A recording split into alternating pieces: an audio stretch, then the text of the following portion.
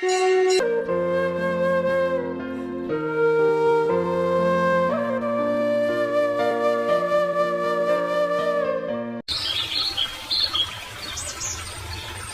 समय पहले की बात है।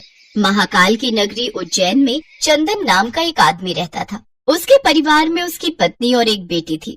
चंदन चोरी करके अपने और अपने परिवार का पेट पालता था। जब भी उसे मौका मिलता तो वो छोटी मोटी चोरियां करता था।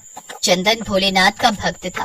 वो उनकी पूजा पाठ तो नहीं कर पाता था, लेकिन जब भी भोलेनाथ के किसी मंदिर के सामने से गुजरता था तो भोलेनाथ के आगे शीश जरूर झुकाता था। एक रोज जब वो चोरी करके घर लौटा तो उसने अपनी पत्नी सुनीता के हाथों में 200 रुपए देते हुए कहा, ये लो सुनीता, आज कम ही कमाई हो पाई है, इससे जाकर थोड़ा राशन ले आओ, मुन्नी खाना खा लेगी। अपनी मुन्नी को चोरी के सामान का खाना कब तक खिलाओगे जी? अरे तो मैं और क्या करूँ सुनीता, है? तुम तो जानती हो मैंने कितना काम ढूंढा, लेकिन मुझे कहीं काम नहीं मिला। अब तो यही काम मेरा धंधा और रोजगार बन चुका है, और फिर चोरी भी नहीं करूंगा तो मैं अपनी मासूम बच्ची का पेट कैसे पालूंगा बताओ। हम गरीबों को तो ऐसे ही अपने दिन काटने पड़ते हैं जी। चंदन छोटी मोटी चोरी करके अपना घर चलाता था। ऐसे ही एक रोज, ये किसकी पुरानी साइकिल पड़ी है, कोई देख नहीं रहा, इसे ही खिसका लेता हूँ। कुछ देर बाद चंदन उस साइकिल को चोर बाजार में जाकर बेच आता है, जहाँ से उसे थोड़े पैसे मिल जाते हैं। इसी तरह वो हर रोज कुछ न कुछ चोरी करके अपना घर चलाता है। लेकिन अब शहर में चोरी की वारदात ज्यादा होने लगी, जिससे पुलिस चौकन्नी हो गई और अब चंदन को चोरी का मौका नहीं मिल पा रहा था। उधर ध्यान रखो, कहीं कोई चोर तो नहीं घूम रहा। ये देख चंदन परेशान हो गया। ऐसे ही उसे 2 दिन तक चोरी का मौका नहीं मिला, जिससे उसके घर में चूल्हा तक नहीं जला। बाबा, बहुत भूख लगी है, 2 दिन से पानी पीकर ही पेट भर रहे हैं, लेकिन अब भूख बर्दाश्त से बाहर है। तो परेशान मत हो मेरी बच्ची, मैं कुछ इंतजाम करता हूँ। ये कहकर चंदन घर से निकल गया, लेकिन उसे सुबह से शाम हो गई पर उसे कहीं भी चोरी करने के लिए कुछ हाथ नहीं लगा। खाली हाथ जाऊंगा तो मैं अपनी बच्ची को क्या जवाब दूंगा? नहीं, आज मैं ऐसे खाली हाथ नहीं लौट सकता, मुझे कुछ न कुछ तो चोरी करना ही होगा। ये सोचकर चंदन चलते जा रहा था।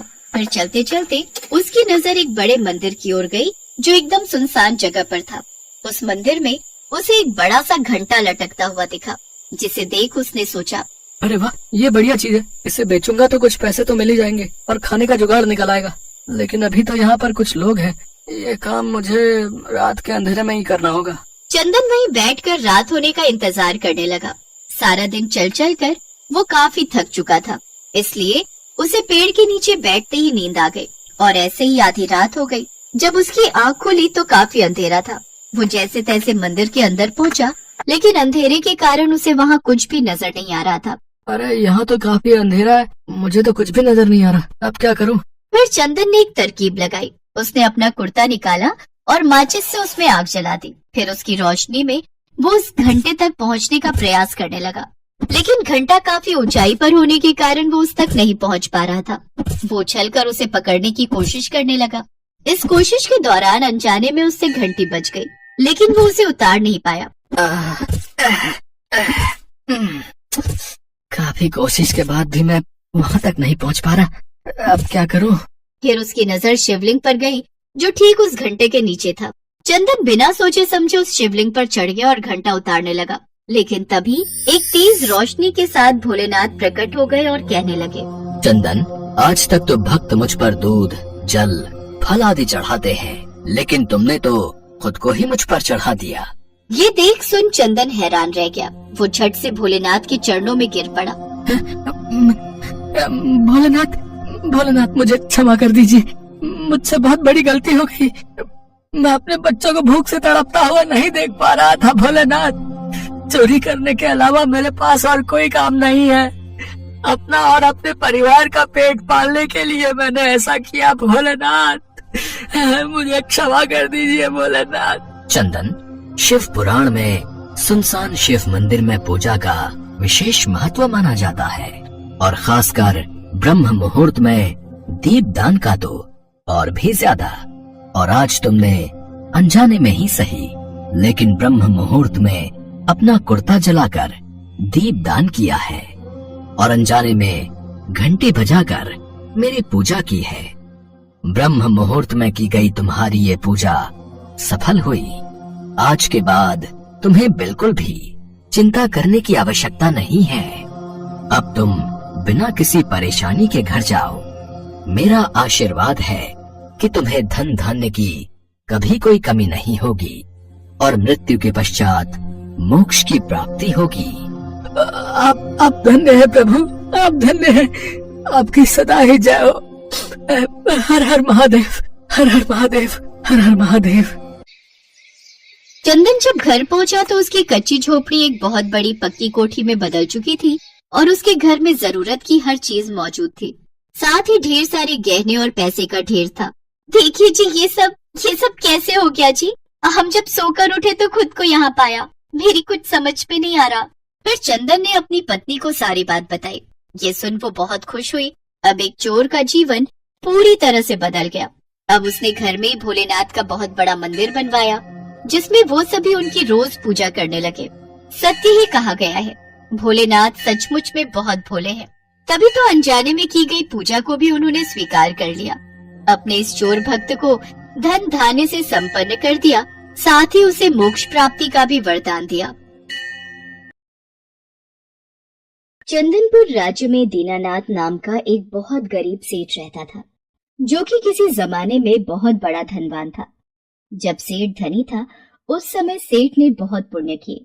गौशाला बनवाई, गरीबों को खाना खिलाया, अनाथ आश्रम बनवाए और भी बहुत से पुण्य किए थे। लेकिन जैसे जैसे समय गुजरा, सेठ निर्धन हो गया। एक बार सेठानी जब बाजार से कुछ सामान ला रही थी, तब उसने सुना राजा के सैनिक कुछ ऐलान कर रहे हैं। सुनो सुनो, सारे नगरवासियों के लिए राजा विक्रमजीत का आदेश है कि यदि किसी व्यक्ति ने कोई पुण्य कार्य किए हैं तो वो अपने पुण्य बताएं और अपने पुण्य का जो भी उचित फल है वो इनाम स्वरूप राजमहल से ले जाएं। क्या जिसने भी पुण्य किए हैं उन्हें राजा इनाम देंगे? फिर तो ये बात मैं इन्हें जाकर अभी बताती हूँ। गरीबी में दिन गुजारते हुए हमें भी कहाँ रातों को नींद आती है। सेठानी घर जाकर सारी बात अपने पति को बताती है। सुनिए जी, मुझे आपको कुछ बताना है। बहुत ही जरूरी बात है जिसे सुनकर आप भी बहुत खुश होंगे। राजा विक्रमजीत ने राज्य में ऐलान किया है कि जिस भी व्यक्ति ने जीवन में कुछ भी पुण्य कार्य किए हैं वो उन्हें जाकर राजा को बताए तो वो बदले में इनाम स्वरूप बहुत सा धन देंगे। और हमने तो बहुत पुण्य किए हैं। आप राजा के पास जाओ और अपने पुण्य बताकर उनका जो भी फल मिले ले आओ। अगर ऐसी बात है तो मैं कल ही राजा के पास चला जाऊंगा। मैंने तो इतने पुण्य कार्य किए हैं कि गिनते गिनते राजा भी थक जाएंगे। और अगले दिन ही सेठ दीनानाथ राजा से मिलने जाने के लिए तैयार हो गया। जब सेठ महल जाने लगा तो सेठानी ने सेठ से कहा, सुनो जी, ये रास्ते के लिए 4 रोटी बनाकर बांध दी है। राजमहल दूर है, भूख लगी आएगी, कहीं थोड़ी देर रास्ते में रुककर खा लेना। सेठ दीनानाथ घर से निकल पड़ा। गर्मी का समय था, दोपहर हो गई थी। बहुत गर्मी है, दोपहर में तपती धूप में चलना थोड़ा मुश्किल है। प्यास भी लगी है। सामने तालाब से पानी पीकर वृक्ष की छाया में क्यों न बैठकर थोड़ा आराम कर लूं और रोटी भी खा लूंगा। सेठ दीनानाथ वृक्ष के नीचे रोटी रखकर पानी से हाथ मुंह धोने लगा। तभी वहां पर एक कुतिया अपने 4-5 छोटे छोटे बच्चों के साथ पहुंच गई और सेठ के सामने प्रेम से दुम हिलाने लगी। अरे, लगता है ये कुतिया भूखी है, तभी अपनी दुम हिला रही है। शायद ये मेरे से कुछ खाने के लिए मांग रही है।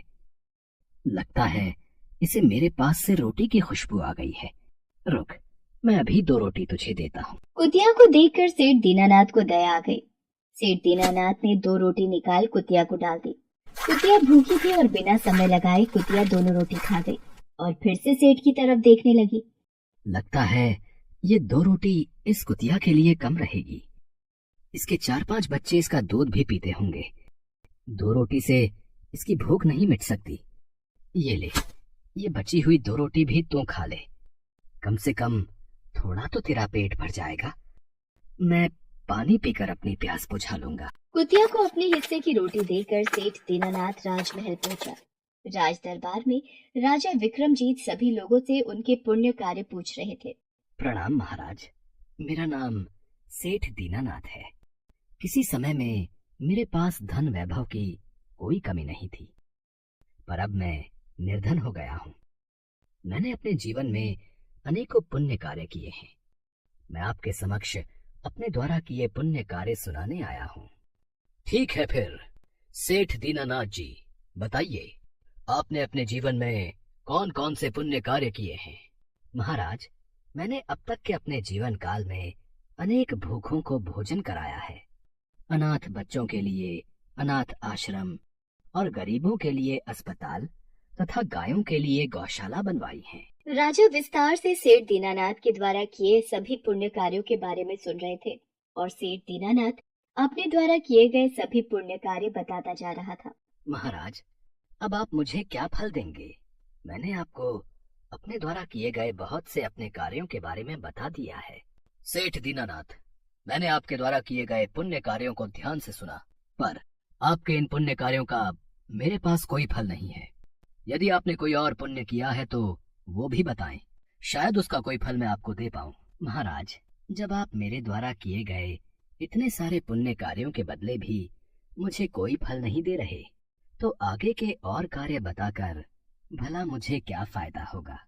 मुझे आज्ञा दीजिए महाराज, मैं चलता हूँ।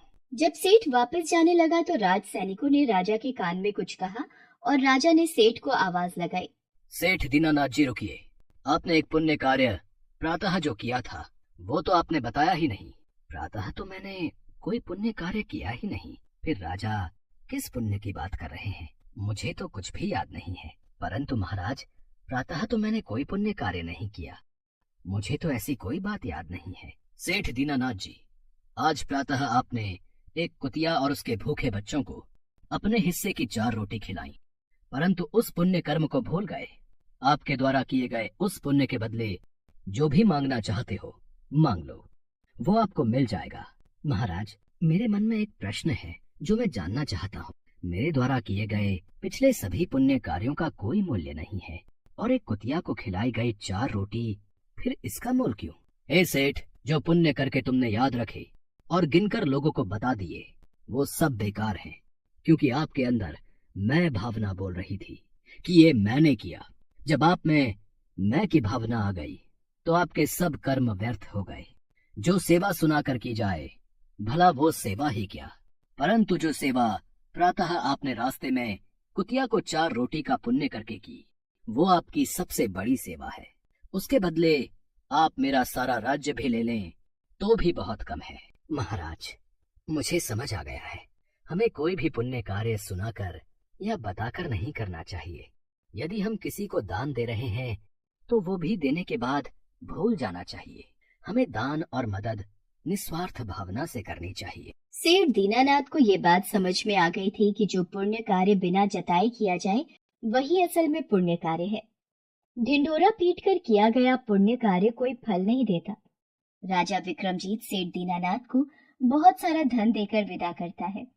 उस दिन के बाद से फिर दीनानाथ के गरीबी के दिन दूर हो जाते हैं और वह परोपकार के रास्ते पर चलते हुए अपनी पत्नी के साथ खुशी खुशी जीवन गुजारने लगता है।